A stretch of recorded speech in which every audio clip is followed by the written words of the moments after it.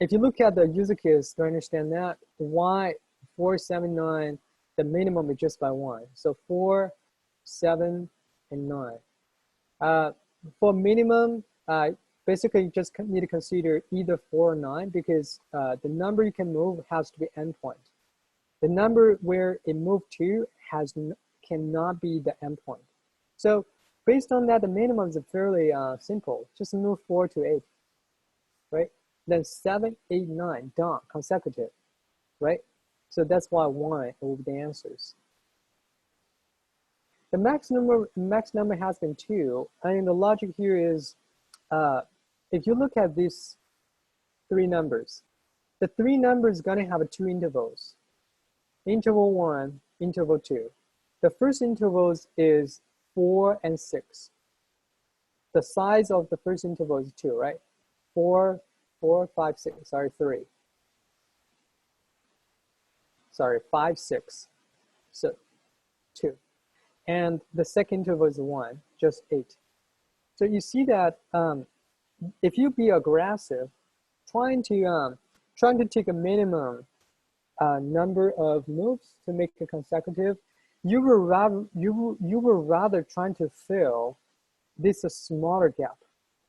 Okay, that's a faster way to make this part consecutive, correct? Versus you would rather to throw or move the cow to a larger range because potentially the range cannot be filled up. And at the end, you're gonna move the 7 to any spot again.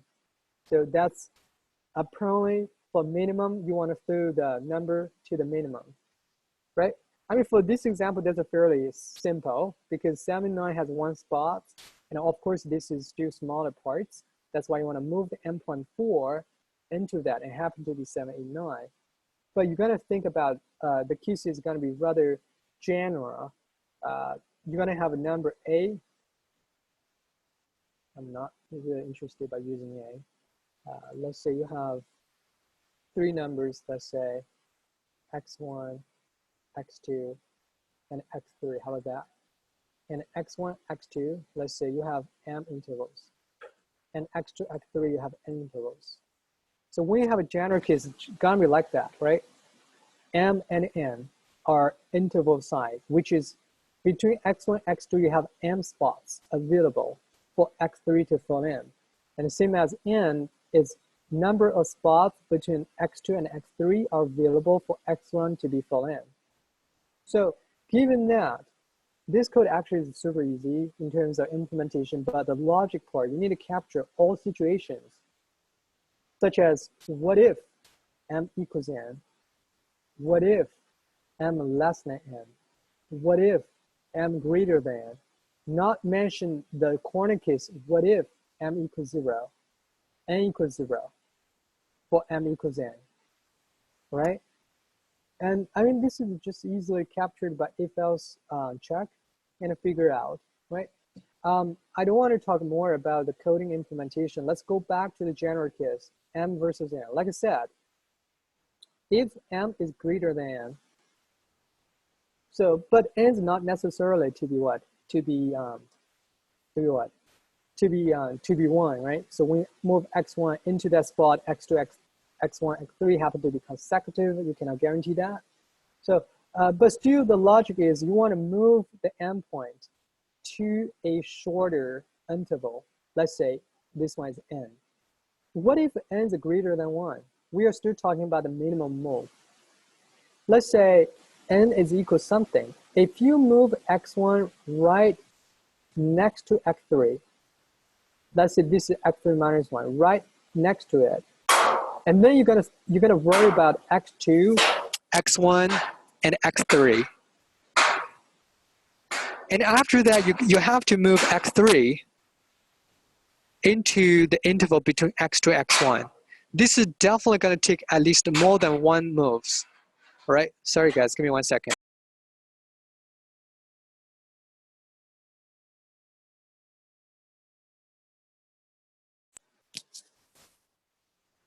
Okay, sorry about that. My son's trying to work on something. Okay, now it's right. If you move x1 just next to x3, then you have to move x3 into this interval, right? I mean, it's not guaranteed you can finish by one step. So that's why if n is greater than 1, so you just have to move x3, let's say this x3, move x1 to be these spots where there's only one interval between x1 and x3. And after that, move x2 into that spot. So at the maximum, I'm talking general case, the maximum, the minimum move has to be less than 2. It could be 0, could be 1, could be 2. I mean, that's a logic you're going to think about how going to use an if else to capture that. But just based on the algorithm here is the minimum, the maximum of minimum move cannot go beyond 2. That's it, right? That would be the logic for minimum. And now let's look at the maximum. Still using this example, I mean, this is not where to get it, right? For maximum, you have to move the endpoint into the large interval, and that's the one. The second is you're gonna do that in a way, you have to making sure 7 or 4 not easily to move that spots and try to make it consecutive. In other words, if you want to make the worst case, so the move gonna take some more moves, you want to move the 9 next to the endpoints. Does it make sense? Right now you have a spot which is 2. Let's say you have 3, all right? So you have a 4, 8, and 10, right? Then you have interval 3. You have interval 1. Based on being aggressive, you're going to move 10 into the interval 3. Well, you have 3 choices. Are you going to put 10 to 5 or 6 or 7, right? I mean, if you move the 10 to 6, and the next one, you can either move 4 or 8 into 5 or 7, and then that's it, right? You can make it consecutive, but that's too easy. It's not against the maximum. So then you want to move the 10 right next to the endpoint. Let's say 5. You want to move the 10 here. And then you remaining 6 and 7 spots between 10 and 8. And the next one, you guess what? You're going to move the 4 next to the endpoint 10 or 8. Let's say next to the 10. And then the endpoint is 10 and 8. Then you only have a last spots. And guess what? 10 got to move in there here again. So you see that once you decide which interval is larger and move the 10 next to the endpoints, the rest part is kind of alternating these two numbers, alternating until it consumes all the available spots between the endpoints. And given that, you can deliver the maximum numbers moves. So that would be the algorithm. I think up to here, that's a super clear. And also this example, you see that definitely can deliver by linear time. For minimum, I would say you just need to capture the corner cases and decide its answer going to be 0, 1, or 2. And a 0 means its incoming is already consecutive. 1 and 2, I'm going to leave to you to discuss. The point behind this question is making sure you capture all corner cases. That would be it. And for the maximum, there's a little interesting. I would rather leave that for you to implement. Besides that is, you see that the general case we are working on is already being sorted, such as x1 less than x2 less than x3. That's why it's it positioned along this axis from left to right. But the incoming number not necessarily being sorted, right? You don't read anywhere saying the number is sorted. So that's why you had to sort the number. If you sort a number, you can just using the API. Let's say this number is let me take a look. Let's say this one you cannot do on the fly because the 479 or 749 could be possible. So it's not sorted. You have to record the number into an array. And then just using existing API arrays, sort, and input the nums. Let's say that's your integer array. You record all the number in that, and call that. It gonna give you sorted array in place on the nums. So I will including that into our notes so you know what to use. and what do you expect? And when we go to the sorting algorithm chapters, so a resort has been implemented by merge sort. Merge sort is going to be very stable, and the time complexity will be n log n. And clearly, you see that this question can actually handle n log n time complexity because that's so far the most, that's a faster one. We can sort array, right? Versus selection sort, bubble insertion, or quick sort. For our purview, I think people already know what are those sorting by iterative method. But for recursive, merge sort is stable sorting algorithm, and also the time complexity is a very constant at n log n.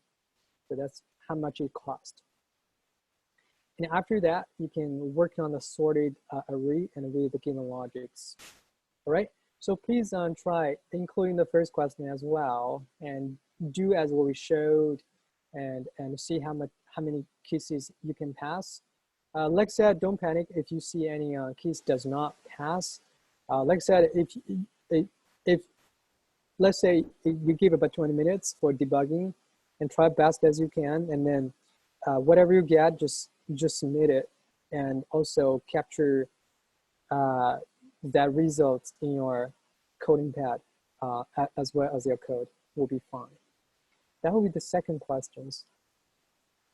And for the second questions, I'm going to leave you that is, so, and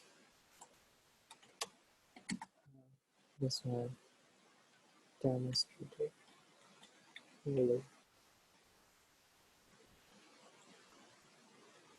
And this one is, cannot do on the fly, need record into integer array. If you want to use an array list, that's also going to be fine. But for array list sortings, it's going to be different syntax. Second is, for example, that's called noms. The second is you need to sort the noms in place by merge sort. This one just use exiting API, it will be okay. So just arrays. Remember, arrays is a class name. And for that sort is static method. So that's why you call from the class arrays the reference to the sort. And then noms, right? Noms is the array you want to resort it. That's why it's in place. After that, you can just refer to the same noms, but just everything has been ascended in ascending order. Sort noms in place by merge sort to ascending order. Ascending order. Okay, so that'll be it. And 3 is deliver the logics. Okay, so that'll be the question 2.